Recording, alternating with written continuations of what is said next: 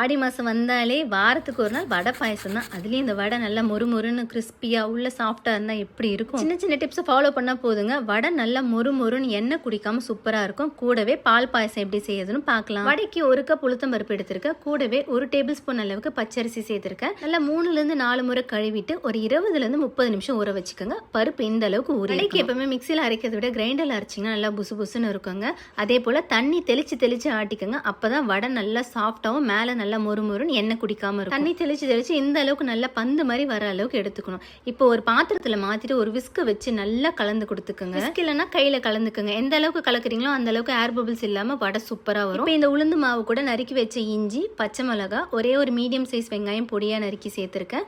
கொத்தமல்லி எவ்வளவு வேணுமோ அவ்வளவு சேர்த்துக்கோங்க. தேவையான அளவு உப்பு எல்லாத்தையும் சேர்த்துட்டு மறுபடியும் நல்லா கலந்துக்க போறேன். கிண்ணத்துல கொஞ்சமா தண்ணி வச்சுக்கோங்க. கையில தண்ணியை நினைச்சிட்டு இந்த மாதிரி வடை மாவை எடுத்து தட்டிட்டு இப்படி விரலால நீங்க இழுத்தீங்கனாலே நல்லா அந்த ஓட்டை விழுந்துடும். ஸோ வடையும் சூப்பராக உங்களுக்கு வரும். இது பண்ண தெரியலன்னா ஒரு வாழை இலையில வச்சு ட்ரை பண்ணுங்க, நல்லா வரும். இப்போ வடையை 2 பக்கமும் மீடியம் ஃப்ளேமில் வச்சு நல்லா வேக வச்சு எடுத்துக்க போகிறேன். அவ்வளோதாங்க, சூப்பரான உளுந்து வடை ரெடி ஆயிடுச்சு பாருங்க. இதே மெத்தடில் ட்ரை பண்ணி பாருங்க. இப்போ பாயசத்துக்கு பார்க்கலாமா? பேனில் 1 டம்ளர் தண்ணி சேர்த்துருக்கேன். 1 கப் அளவுக்கு ஜவ்வரிசி 20 நிமிஷம் ஊற வச்சிருக்கேன்.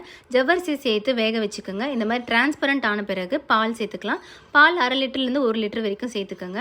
அடுத்ததாக ஒரு பேனில் நெய் சேர்த்துட்டு முந்திரி பருப்பை வறுத்துக்கிறேன். இதுலேயே சேமியாவை சேர்த்து நல்லா வறுத்துக்க போகிறோம். ஒரு 3லேருந்து 4 நிமிஷம் வதக்கிங்கனாலே போதும், நல்லா வறுபட்டு வந்துடும். இப்போ இந்த சேமியா வேகிற அளவுக்கு கொஞ்சமாக தண்ணி சேர்த்துக்கிறேன். ஒரு 5 நிமிஷத்துக்கு நல்லா வெந்துடும்.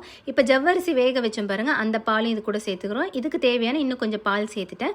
இப்போ கொஞ்சமாக ஏலக்காய் பொடி, ஒரு பிஞ்ச் அளவுக்கு உப்பு, 1 கப் அளவுக்கு சர்க்கரை எல்லாத்தையும் சேர்த்து ஒரு 5லேருந்து 10 நிமிஷம் நல்லா கொதிக்க வச்சு இறக்குனீங்கன்னா சூப்பரான பாயசம் ரெடிங்க. இப்போ வறுத்து வச்ச முந்திரி பருப்பு சேர்த்துக்கலாம். அவ்வளோதான், உளுந்து வடையும் பால் பாயசமும் சூப்பராக ரெடி ஆயிடுச்சு. மறக்காமல் ஃபாலோ பண்ணிக்கோங்க.